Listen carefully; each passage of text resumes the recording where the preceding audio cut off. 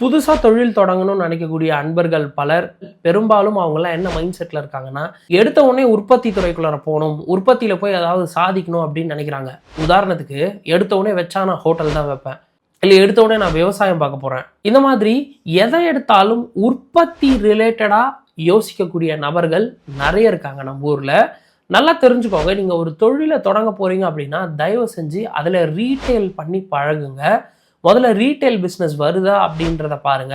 அதுக்கப்புறம் நீங்க உற்பத்திக்குள்ளார முயற்சி பண்ணுங்க.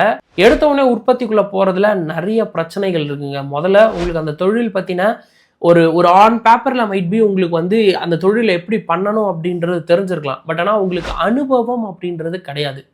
ஏதாவது ஒரே ஒரு தப்பு போதும் உங்களோட என்டையர் ப்ராசஸையும் கொலாப்ஸ் பண்றதுக்கு. ஸோ எடுத்த உடனே உற்பத்திக்குள்ள போகாதீங்க. ரீட்டெயில் பண்ணதுக்கு அப்புறம் அதுல கிடைக்கக்கூடிய அனுபவத்தை வச்சு கொஞ்சம் கொஞ்சமா நீங்க உற்பத்தி துறைக்குள்ள போங்க.